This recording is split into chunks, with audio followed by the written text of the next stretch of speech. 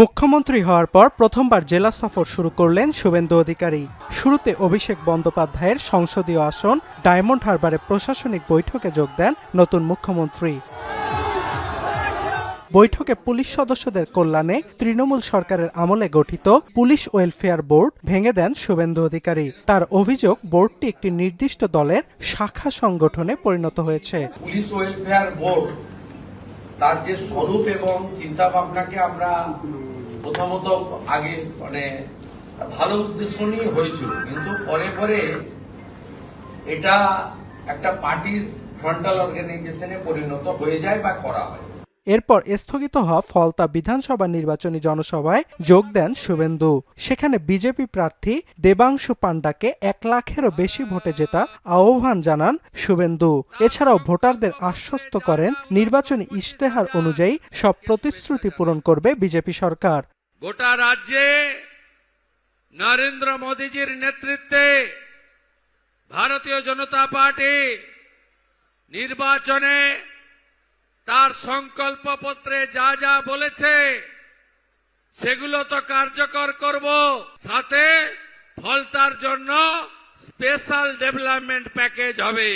এ সময় ফৌজদারি অপরাধে জড়িত নয় এমন তৃণমূল কর্মীরা ঘর ছাড়া থাকলে তাদেরকে বাড়িতে ফেরাতে আইন শৃঙ্খলা বাহিনীকে নির্দেশ দেন শুভেন্দু। আরজিকর কাণ্ডে বহিষ্কৃত 3 পুলিশ কর্মকর্তার প্রসঙ্গ তুলে মুখ্যমন্ত্রী বলেন, তৃণমূলের শাসনামলে যেসব পুলিশ কর্মকর্তারা অপকর্মের সঙ্গে যুক্ত ছিল তাদের বিরুদ্ধে ব্যবস্থা নেবে রাজ্য সরকার। ভাইপোর পিএর ডাইরেকশনে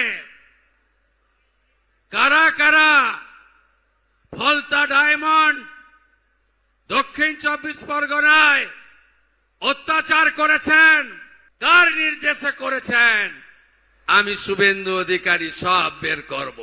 এছাড়াও তৃণমূল সরকারের সময় বিভিন্ন সরকারি প্রকল্পের অর্থে যারা কারসাজি করেছেন তাদের বিরুদ্ধেও ব্যবস্থা নেয়ার হুঁশিয়ারি দেন শুভেন্দু।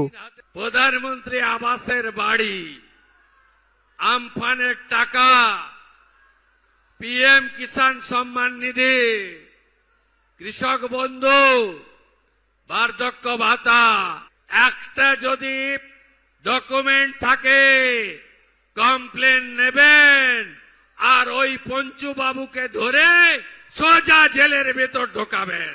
গেল 29 এপ্রিল শেষ দফার ভোটে কারচুপি ও বিশৃঙ্খলার অভিযোগে ফলতা বিধানসভা আসনটিতে ফের নির্বাচনের ঘোষণা দেয় নির্বাচন কমিশন। 21 মে আসনটিতে ভোট অনুষ্ঠিত হবে। 24 মে ভোট গণনা শেষে ঘোষণা করা হবে ফলাফল। এখন কলকাতা। 72 ঘন্টা ময়েশ্চার লক সমৃদ্ধ লিলি বডি ওয়াশ, শিয়া বাটারের গুডনেস স্কিন রিপেয়ার করে রাখে সফট ও গ্লোয়িং।